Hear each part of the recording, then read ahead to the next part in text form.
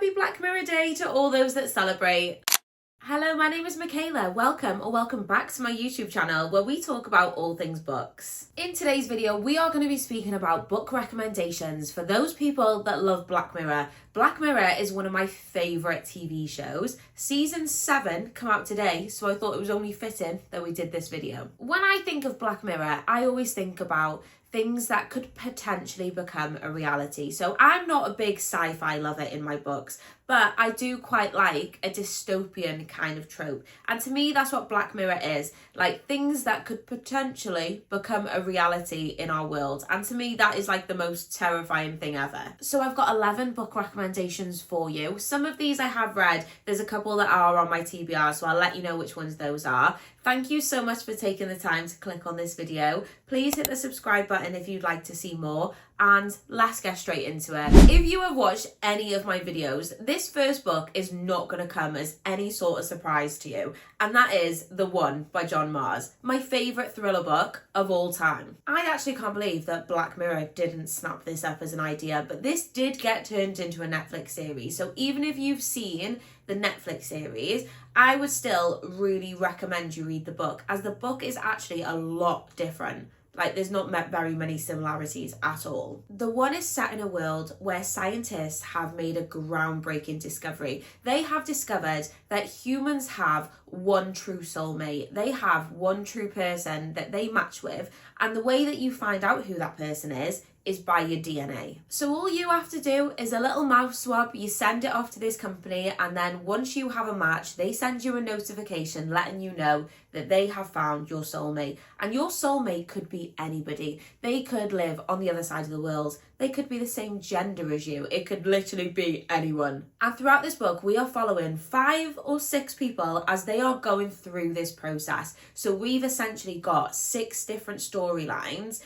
as they have found out who their soulmate is and working through that. But what happens if your soulmate was in a coma? What happens if a police officer got matched with a serial killer? There's no rules when it comes to your DNA. And this book is the definition of a page turner. I think because you're following so many different people and each one has got their own storyline, you're reading a chapter and then it'll go on to the next couple. But every single storyline is so interesting. Like, none of them are like, all right, I'm not really interested in this person. They're all so different and so wild. This is actually the first book I read from John Marrs and sent me down a rabbit hole, which led him to become my favourite author. He does write quite a few books in this kind of like Black Mirror-esque dystopian style world, but The One is my favourite. Like I said, this did get turned into a Netflix series, but all they kind of did, they took the DNA matching aspect of it, but you don't follow like the same storyline as the book. So yeah, even if you have seen the TV series, I don't think the TV series does the book justice, if I'm honest. I recommend this book to anybody. If anybody comes to me asking for a book recommendation, this is normally my go-to.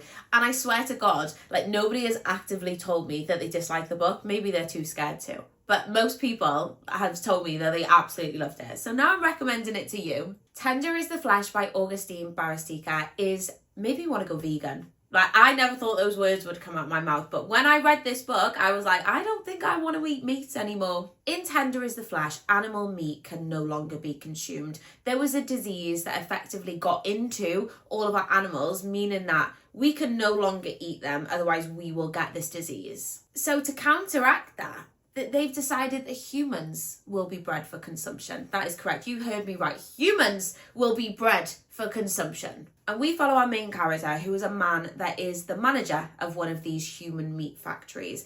And people have kind of just like come to accept it at this point. There's no public outrage. The book is set like in a time where this has been happening for quite a while. So it is basically the norm. So we get to see how humans are being treated in these factories. I feel like it's got a lot to say about how we actually treat animals in that situation as well. And like, there's different grades of humans as well. So like, you know how we get like organic meat, there's like organic humans, which is like the gold star, best of the best. This is quite a short book, is less than 300 pages. I do think like you should go into it kind of blind, only really knowing that.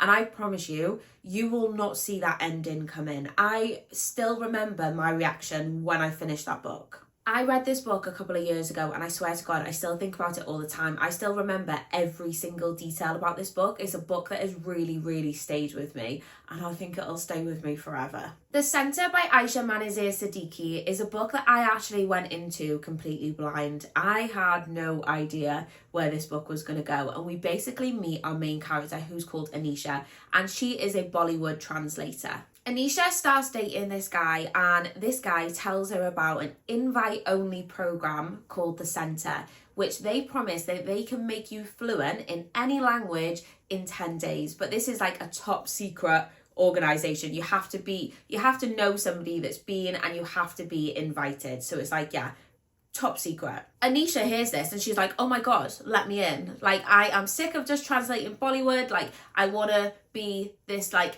master translator, like please let me in. And then we follow Ayesha as she goes to the centre and find out what exactly they do that makes you be able to be fluent in any language in 10 days. And like, I could really see like the facility where it was at in my mind. It was giving like Scientology, if you know, you know. And like all of the places that my mind went to when I thought, oh, I wonder what they actually do to make you fluent in all these languages. My mind did not go to the place where the book goes. I actually think this is a book that isn't spoken about enough. I really, really don't feel like it gets the hype it deserves. And how stunning is the cover? Like, that cover would like grip me anyway. I think that's what actually made me pick up the book initially. It was the cover because yeah, obsessed. So as always, the US has got a different cover. So I'll put both on screen. I want you to let me know which cover that you prefer, because I actually think I prefer the UK, which I never say. Dark Matter by Blake Crouch gets so much hype, and this is probably the most sci-fi book that's on this list.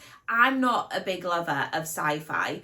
It does, like, I don't think I'm clever enough. And I don't think I was clever enough to appreciate this book for what it is. But I know so many of my friends like absolutely love this book and have declared it the best book ever. So I wanted to include it in here because I do think it is very Black Mirror-esque.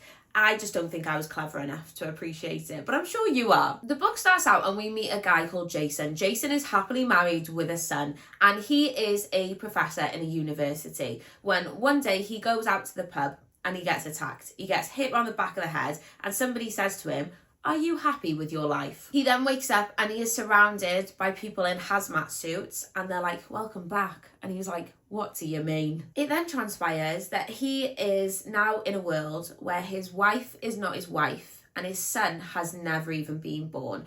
But he is now this like top professor. So he's like, what the hell? Is this a parallel universe situation? What's going on? Jason then starts trying to work out how he can get back to his wife, get back to his actual life, because it transpires that he is this like celebrated professor and he figured out a way to create a box which lets you travel to alternative universes, and behind every single door is a different version of your life. So we're then following him as he's going to all of these different rooms, and he's trying to get back to his wife and son. And the book is gripping. I did enjoy it. I gave it 4 stars, but I really, really don't think I could appreciate the book for what it was. But I do like the conversations of like alternative universes, parallel universes. Is this the only time we've been here? Is there another version of me not making booktube videos? Do you know what I mean? This has also been turned into an Apple TV series, but I've not seen it. So if you've seen it, let me know if it's worth a watch. The Prediction by Faith Gardner used to be called Amen Maxine. When I read it, it was called Amen Maxine. And this is one that's on Kindle Unlimited. So for all my Kindle Unlimited lovers out there, this one's for you. We meet a woman called Rowena, and Rowena has just had a baby and she is struggling with motherhood. She's struggling being on her own at home. So her husband works for like this big tech company, and they have just made a Maxine. So this little device, which looks like an Alexa, is called Maxine, and you put it in your house and it's essentially like a digital assistant. So it will tell Rowena things like, oh, you're due to run out of milk in 2 days, so you might want to head out to the shops and get it. Like the grass is going to need cutting very soon. She's essentially there to help Rowena feel a bit more at ease with everything that she's doing and feel like she's got her life back under control. So this little Maxine collects data, it's listening into everything like Alexa, and is analysing, it's predicting future events, if you will. the prediction. Everything's going great. Rowena's really, really happy with this little device when one day it turns around to her and says, your husband's going to kill you. What do you mean her husband's going to kill her? So now she's like, do I trust this little device? Is this device telling the truth, or am I going insane? And the book basically follows as she's like trying to uncover that. I really, really enjoyed this book. I actually think this author has got a few other books in kind of like the same world. So if you see on Amazon or Goodreads that it's part of a series, technically it is, but they can't all be read as standalones. This is the only one from that series that I have read, but I do want to read more. The next book I want to talk about is a bit of a gamble, and that is The Last Passenger by Will Dean, because you are either going to love this book or you are absolutely going to hate it. I feel like there's no in between when it comes to this book. I absolutely loved it, but I know so many people who hated it. And I'm going to be quite vague with the description of this. I feel like I have to be quite vague because I feel like anything that I tell you after page 50 is a spoiler. So obviously we're not going to do that. So we basically meet a woman called Kaz who has just gone on her dream holiday with her new man. She's gone on her dream cruise. They spend the first night, they have a great time, they go for food, they go for drinks, and then they go to bed. Kaz then wakes up the next day and nobody else is on the cruise ship. She is the only person on that cruise ship. She starts looking around like a madwoman. There's nobody even like driving the ship. Do they drive it, sailing the ship? She is literally just powering ahead in the Atlantic Ocean. And where this book went, I absolutely loved it. I could 100% see this being a Black Mirror episode. Like, absolutely. Like, snatch it up, Black Mirror. What are you playing at? But like I said, this is a bit of a gamble. It's definitely not going to be for everyone. But I feel like if you've got quite similar taste to me in books, then you might like it. Every time I talk about this book, it's either people in the comments being like, this was the worst book ever. Or like other people are being like, oh my God, yeah, loved it, obsessed. So the next few books I want to talk about are all ones that I haven't read, but they are all on my immediate TBR, so I will be reading them shortly. So I'm only going to tell you what I know about them, because some of them sound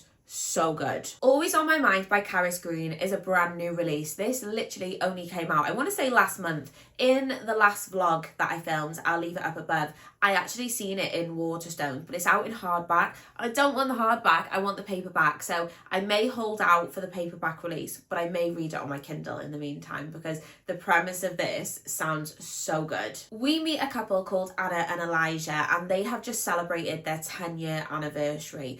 And this new revolution, like tech breakthrough has happened, which basically lets you implant a chip into your brain and then you can hear your partner's thoughts. So you can talk to each other when you're not with each other. You can let each other know like what you're thinking about. I mean, I don't know who would sign up to that, but sure. They're going through a bit of a rocky time, so Anna thinks that this will help her and Elijah come back together, and she agrees to it for the sake of a relationship because Elijah really wants to do this. But then quickly, Anna starts having some side effects because she starts having really weird dreams. But these dreams aren't dreams, they're memories. And now she's panicking because she's like, oh my God, if Elijah is having these dreams too, he's going to see what I've done. So I think the book's going to be about like, what did she do? Honestly, these are just my favourite type of books. I feel like if I was to ever write a book, it would be like something like this. But like, I can't think of a plot. Like, how do these ideas come to these people? Like, I would love to know because I just think, yeah, genius. And do you know what I mean though? Like, these are like terrifying things. I feel like these are things that could very much become a possibility.